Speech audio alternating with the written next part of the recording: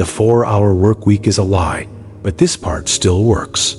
Tim Ferriss promised millions of readers that they could work just 4 hours a week, outsource the rest, and live like a millionaire from a beach in Thailand. The book sold millions of copies. It launched an entire generation of digital nomads. And almost none of them actually work 4 hours a week. The promise turned out to be a fantasy. But buried inside the same book is a set of ideas that still work in 2026. And you should know which ones are worth keeping. If you bought into the original dream, you are not the only one. The 4-hour work week hit shelves in 2007 and told a story that felt revolutionary. Automate your business. Outsource your email. Travel the world while passive income flows into your account. The cover photo of Ferriss dancing in Argentina sold the lifestyle harder than the words ever did. Readers wanted that life, and they believed the book had the map to get there. Here is what actually happened to most of them. The automation never quite worked. The virtual assistants needed managing. The passive income required active maintenance. The 4-hour week stretched into 10, then 20, then 40, then more. The people who tried to copy Ferriss discovered that the system he described required more effort than the regular job they had left behind. The fantasy collapsed quickly, but the book kept selling. You should understand why the original promise failed. Ferriss wrote the book during a unique moment in internet history. Online tools were new. Outsourcing markets were just opening up. Competition was light. A small business could ride that wave and run on autopilot for a while. None of those conditions hold today. Tools have changed. Outsourcing is crowded. Customers expect more. The exact playbook in the book does not produce the exact results anymore. Stay with this, because the parts of the book that still work are the parts most readers underline and forget. Ferriss introduced the idea of the 80-20th principle to a generation of entrepreneurs. The idea, borrowed from older economic thinking, is that 20% of your effort usually produces 80% of your results. Find that 20%. Cut the rest. That single concept has reshaped how millions of people approach work, and it still applies to almost any task in 22/6. Now picture how this looks in your own week. You probably spend hours on tasks that produce almost nothing. Email, meetings, small administrative work. A few activities, often the harder ones, produce most of your real progress. Ferriss would tell you to identify them and protect them at all costs. That advice has nothing to do with working 4 hours a week. It has everything to do with respecting the work that actually matters. Here is another idea from the book that still holds up. Ferriss called it the low information diet. He argued that consuming news, social feeds, and constant updates wastes attention and creates anxiety. He suggested cutting it almost entirely. Read what you need to read, ignore the rest, and use the freed up attention for real work. 18 years later, with feeds smarter and more addictive than ever, this advice is more relevant than when he wrote it.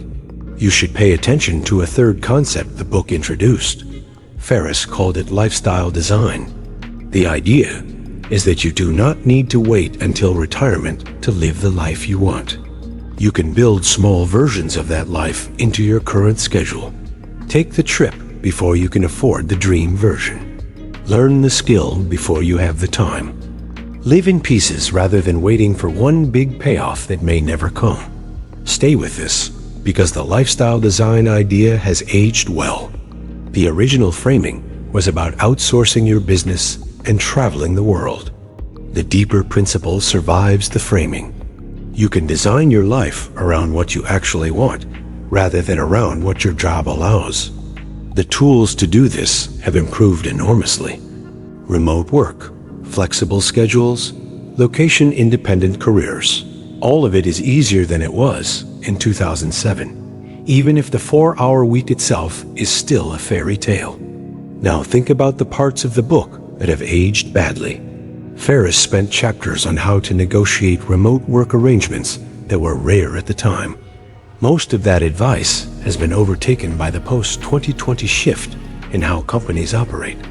He also wrote extensively about outsourcing personal tasks to overseas assistants. The economics of that arrangement have changed, and the ethics of it have aged poorly for many readers in 2026. Here is something else worth knowing. The book is famous for its DEAL framework: definition, elimination, automation, liberation. The framework still teaches a useful way to think about work. Define what you actually want.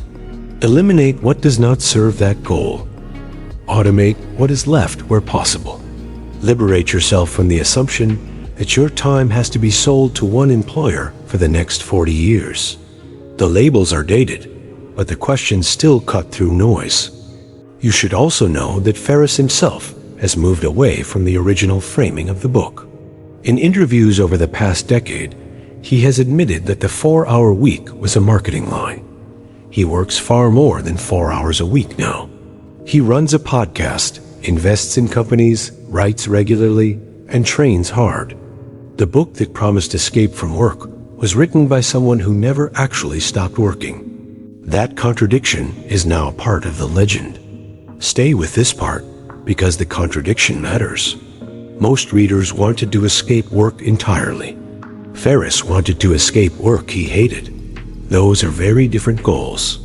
The book sells better when readers think it is about the first goal. It works better when readers apply it to the second. The difference is the line between fantasy and a usable life strategy. Now consider what the book still does well. It teaches you to question assumptions about how life is supposed to be structured. It pushes you to test small experiments rather than waiting for permission. It introduces the idea that money and time are different forms of wealth, and that most people are richer in one than they realize. These lessons have outlived the specific tactics, and probably will keep outliving them for years to come. Here is the honest verdict on the 4-hour work week in 2026. The promise is a lie. The principles underneath the promise are still some of the most useful work ideas ever written for a general audience. Skip the chapters about virtual assistants and outsourced email. Read the chapters on focus, on cutting low-value tasks, on designing a life around your real priorities. That part of the book is worth the price of admission, even now. You should also know about a piece of the book that quietly shaped an entire generation of internet entrepreneurs. Ferriss wrote about the idea of testing small, cheap, fast experiments before committing to anything big. He called it micro-testing.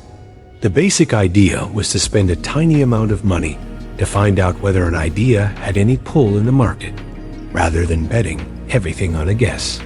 That methodology has now been absorbed into how almost every modern startup operates, even though most founders have never read the book that planted the seed. Now consider one more piece of the book that has aged surprisingly well. Ferriss wrote about the importance of saying no.